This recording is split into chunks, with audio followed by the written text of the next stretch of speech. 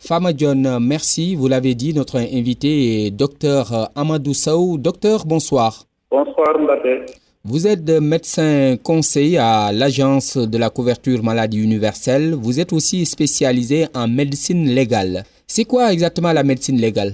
Effectivement, c'est la spécialité de la médecine qui s'occupe de l'enseignement des règles et principes déontologiques, mais aussi de ce qu'on appelle les expertises médico-légales qui s'exercent maintenant sur la personne vivante, ce qu'on appelle la médecine légale clinique, ou bien qui peut s'exercer sur la personne morte. En ce moment, on parlera de thanatologie ou communément appelée autopsie. On peut résumer que ce sont les deux grandes branches. Maintenant, il y a d'autres sous-spécialités comme la médecine en milieu de détention ou bien la toxicologie médico-légale ou l'anthropologie médico-légale. Il y en a beaucoup, mais globalement, on peut le résumer en médecine légale clinique et médecine légale thanatologique. Aujourd'hui, on va prendre comme cas une affaire de viol. Comme vous le savez, il y a une affaire de viol qui défraie la chronique ces derniers jours avec l'affaire Ousmane Sonko-Adji Sarr. Dans un tel cas de figure, quelle est la valeur de l'expertise médicale? Effectivement, le médecin peut être appelé par réquisition ou en tout cas par sollicitation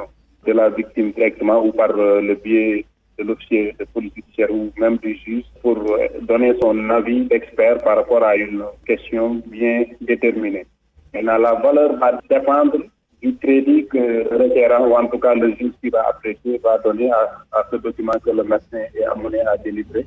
Ce qui sous-tend que maintenant, autant faire que peut, le médecin devra s'évertuer à respecter les règles de rédaction de ce document-là qui est à visée judiciaire. Donc, c'est une pièce maîtresse, même si par ailleurs, il faudra souligner que c'est comme tous les autres avis, ça ne lie pas le juge qui fonde son propre opinion avant de donner sa sentence. Donc, ce que le médecin dit ne le lit, même si on peut comprendre par ailleurs que le juge n'étant pas spécialiste de la question, il devra naturellement utiliser l'avis des experts pour pouvoir se faire une idée de la situation.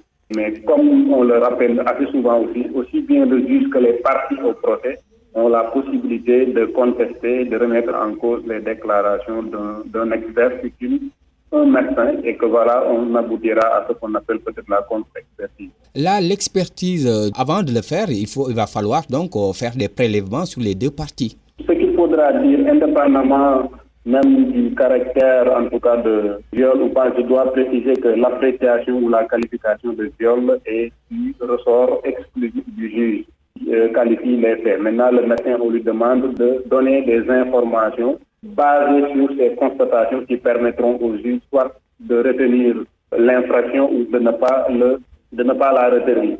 Et que dans sa démarche, le médecin, il a, comme toute autre partie médicale, il y a une démarche qu'il faudra suivre.